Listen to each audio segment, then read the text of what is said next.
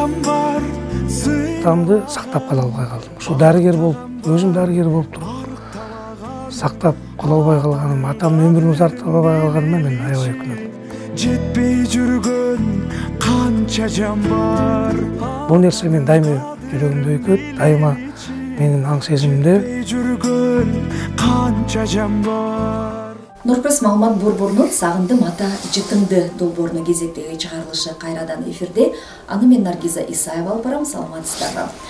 Бүгүнкү биздин көрсөтүүнүн кадырлуу мейманы Кыргыз Республикасынын эмгек сиңирген дарыгери, академик, профессор, ортопед Сабырбек Жумабеков болмокчу. Саламатсызбы агай? Алгач ушул биздин көрсөтүүгө уруксатыңызды берип, ушул сизди жана сиздин башка 11 тууганыңызды кандай ата тарбиялады экен айтпасак да белгилүү. Ушул төбөсү көрүнгөн кыргыз элине депутатты тарбиялап, төбөсү көрүнгөн сизге окшогон канча адамдын бир оорусуна шыба тапкан дарыгерди кандай ата тарбиялап өстү экен деген бир суроо менен келип атат да. Рахмат. Эми ата жөнүндө ушул бир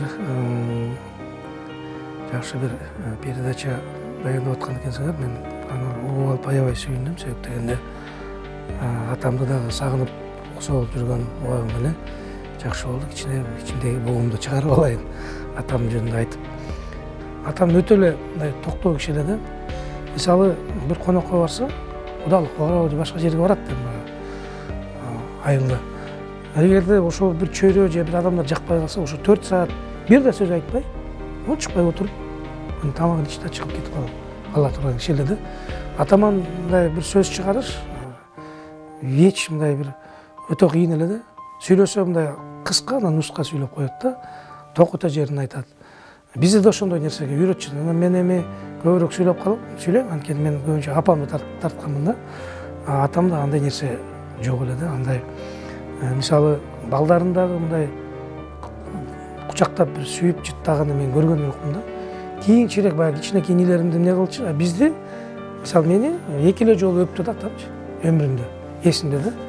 Биринчи жолу ошол 81-жылы окууга мен өтүп баягы поезддан Маймактан түшүп, тосуп алып, мени тосуп алып ушундай бир кубанды. Баягы көрсө ошо өзүнүн нерсе экен да. Ошо балам менин балдарым да студент болсо экен деп, анан мен биринчи курстан өтүп бардым да. Сону мен кучактап атамды өзү аябай мындай күчтүү, ал метр 1,85 бою чоң киши эле да. Бою 1,85, салмагы 130 килограмм. Да, аябай каардуу киши. Мен кучактап көтөрүп өптү. Балам, рахмат сага, ушу сен студент болгоңдо бийик өтүмөн. Анан атам ошол өлөр астында операцияга кирип атып, акыркы операциясына мен чыкпай калам, баламды чыттап өө болбой деп, коштошуп кетти. Анан мени 2 эле жолу. Менин атам бут ооруп калды да. Мен анда ошол 7-8 жашында ана Фрунзеге келет, жылда 3 жыл катары менен дарыланат, өзгөчө кышында ооруйт. Азыркы эле кадимки остеомиелит деп коет, сөйөктүн ичине ирин толуп калыптыр да. Ана акыркы ошо келгенде мен да келип, тайнем менен келип көрүп кеткем. Жана кадимки эле Акынбаев аксакал ошондо апкотто мени көрүп башыман сылап, "Артисбек, сенин балаңбы бул?" деп апкотто көрдү да. Ошондо башыман сылап, ал иши менен учурашкан күндөрүмдө көз алдымда. Анан атам айылга барып, айылда жанагы кадимки эле Анарбек деген хирург бар эле, согушка катышкан аксакал ошол иштен аягып кетти да. Баягы тешкенде сөйөктүн ичинен ирин чыгып, анан сөйөк өзүнөн өзү бүтүп жакшы болуп кетти. Мына ошондо мен айттым, ата, мен 8 жаштамын. Мен хирург болом, врач болом дедим биринчи. Анан сөйөктүн доктору болом дедим да. Атам айланайын, сөйөктүн эмне кыласың, сен деле терапевт эле болчу деп атам мени ошол жактырды, мага жолдомо берди, багыт берди, бакулдугун берди. Ошол 7 жаштагы балага дарыгер бол деп, ошол күндөн баштап анан мен дарыгер болом деп. Ошол жана атаңыздын сөөгү ооруган үчүн сөйөк доктор болом деп. Ооба. Анда эми травматолог деген билбейбиз да. Бирок именно сөйөктүн доктору болом. Анан сөйөккө көп кызыкчумун да. Малдын сөйөктөрүн чогултуп алчумун.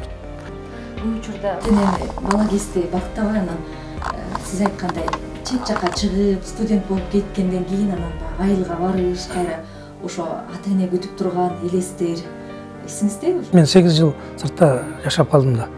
8 жыл Кырымда жашадык да. Роза экөөбүз. Анан ал убакта кат жазсак 10 күндө жетет. Анан 10 күндө ответ келет. Анан телеграмма жөнөтөбүз, телеграфка чакырабыз телефонго. Биздин айыл району 40 километр. 40 километрге чейин барат. Анан чакырат баланча кабина деп, анан ошо жерден атам алоо ата деп. Атамдын үнүн укканын өзү эле мага чоң дем эле да. Атам апам экөөнүн үнү бизге мага чоң дем берчи, аябай сагынчы, жылына бир эле жолу келебиз.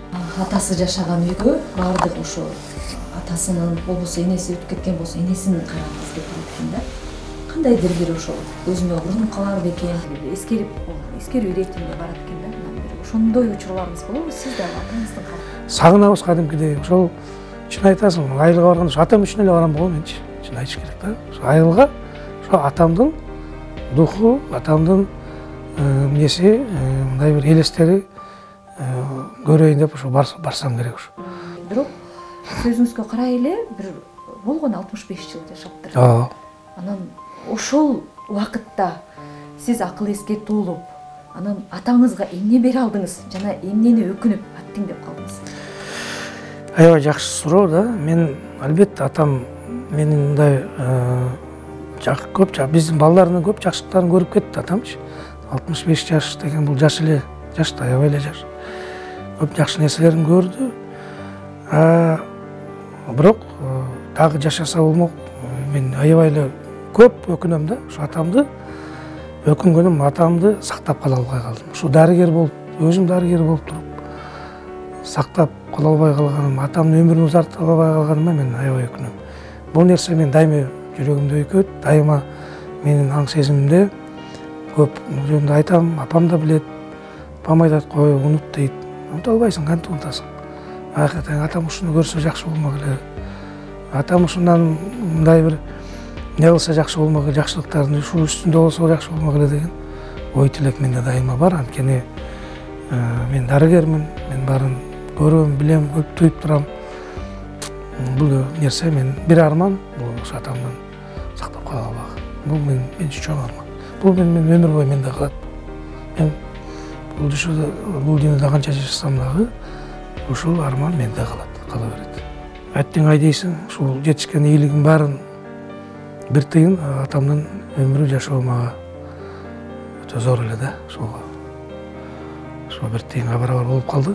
Ошо атамды сактай албай калган. Мен үчүн. Өтө өкүнүч менен мындай моң менен айтып атасыз, бирок ушу көз жашка эрк бербей атасыз да. Анан ушул мүнөз да атаңыздыкы. Жок, мен өзүм жашык эле адаммын. Бирок азыр уялып турам да, мен анткени өзүмдү кармап араң эле турам, чын айтыш керек. Ушу уялганыман болуш керек.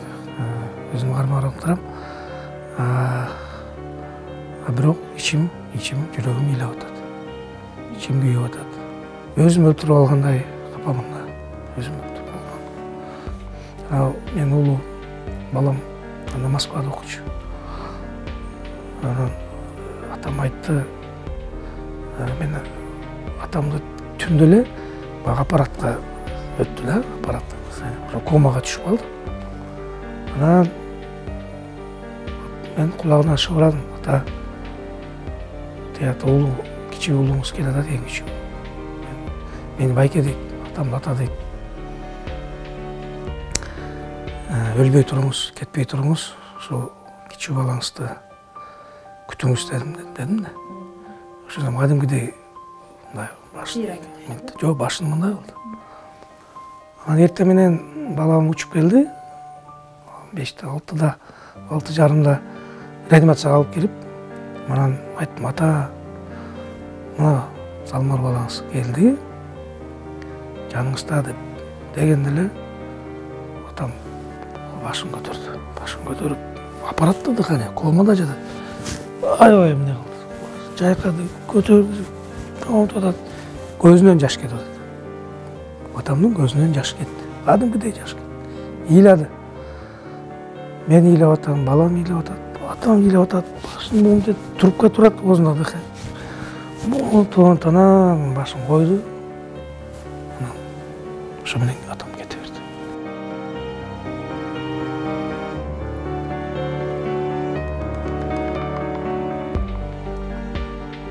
казактар чек араны өздөрүнүн бекитти дагы. Анан бизде чек ара жок. 17 километр калып калганда, кароосуз калып калган. Тоонун аркы бетинде застава бар, а берки бетинде жок. Кыргызстан тарапта. Кыргызстан калган. Анан казактар Казакстандан баягы жигиттер келет да күндүз эле чак түштө эле малды айдап кирип кетет. Биздики кирейинсизде чек арачылар киргизбейт. Малыбыз урдала баштады да, күндүз эле урдала баштады. Атам дагы келди, бизге застава керек деп. Мен эрişип алып, ошол учурдагы чек аранын кызматынын башкармасына барып айтып түшүндүрдүк. Ал киши айтты, мен кечирип койгула, мына жыл башталды, смета бекилген, мен аны ача албайм ал жерге. Ал жерге биринчиден үй керек деди. Анан жан солдаттарга тамагына каржы бөлүнүш керек, кийим кече бөлүнүш керек. Теги бул десе, атам айтты, сен үйдөн камсанаба, мен үйдү мен берем деди, өзүм үйүм берем деди. Жакшынагай үйдү берди ошону. Мына застава солдаттарды киргизди. Өткөрүп берди толугу менен. Балансын өткөрүп берди, застава болсун деп. Анан кийин ошентип баягы солдаттар келди. Анан алардын байкуштун курсактары ач, тамак аш эмнеге ошол убакта жакшы берилбейт. Анткени булар мындай кошумча солдат болуп калды да. Смета дагы жок болуп калды, билбейм. Анан ар бирин бирден үйгө бөлдү, жанагы 25 үйгө бөлдү. Биздин үйгө өзү 4 алыптыр. Калгандарына бирден берди. Ошентип анан баягы солдаттардын тамагын берет. Өзү алып чыгат, командир менен кошо алып чыгып, нары бери бастырат, сууну жээктеттир. Баягы казактар көрсүн деп. Анан казактар бир жумада эле тыйылды, уурулук жок болду, чек арада түзүлдү айылга. Ошентип атам баягы айтат го, чек арада ушундай адамдар болуш керек дегендей үлгү болду да. Анан тышкары Артисбектин автобусу деп койчу. Айылга, биздин айылга вообще транспорт келбечи да. Ошол айылдан кетип барат автобус. Анан аны барып теги директор автобазанын эскерүүлөрү бар. Атам китеби чыккан, мен сизге берем. Ошо жазып айтып жүрөт. Арчакем келип алып туруп, мен кабинетиме жатып алчы деп. Мен автобус бербесең мен кетпейм деп. Мына ушул жерге жатам кабинетиңе деп. Анан ошол жерде кабинетинде жатып, эртең менен биринчи рейске отуруп алып турган, өзү айылга айдатып барып, ошентип баягы автобустун элерин көндүрчү да, водительдерди, чтоб кайрылып кетип калбасын. 5 километрден ары биздин айылга келбейт. Ошолорду жасап, атам айылга ушундай бир кыска мөөнөттүн ичинде эгемендүүлүктү алганда 7-8 жыл бүт баарын киргизди да. Эң негизгиси эмгекке тарбиялады. Иманга тарбиялады. Мына азыр биздин ошо 7 эркектин 4-өө полковник экен да.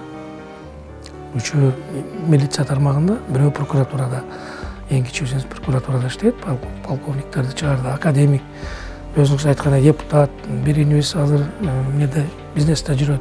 Эми бала кезде мындай бала кыял болуп ойноп кеткен учур болот, башка учур болот, анан таяк жеген кезиңиз эсиңизде? Бир жолу эсимде, анткени мен аябай шок болгон экем, шок болчумун чын эле. Тентек болчумун. Ал эми бул эми 7 жашка чейинки мезгил болуш керек да, 7 жашка чейинки. Анан атам айтып калчу экен, каерде 3 бала жүрсө бирөө менин сабырым депчи. Анан бир күнү мен тайнеме жакыныраак болуп турум. Болчум да, тайнем үйүнө барам да, 5 километрде. Чыгып баратсам, атам машина менен алдыман чыгып калды, мени отур деди, алдына үйгө алып келди. Ошондо мен бир 6 жашта болсом керек, эсимде. Ал мени көчкө 1-2 жолу чапты.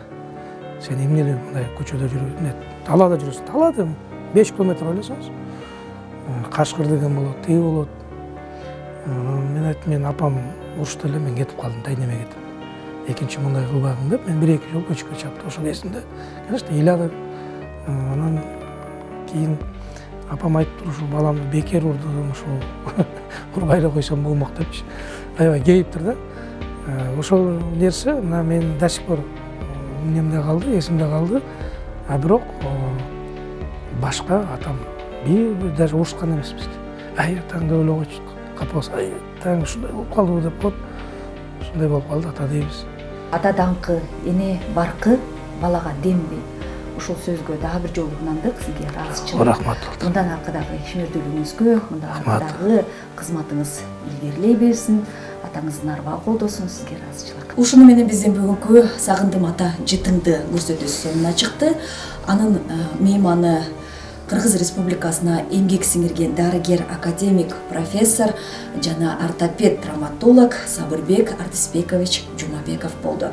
Кайрадан эмки берүүлөрүбүздөн амандашканча жакшы туруңуздар.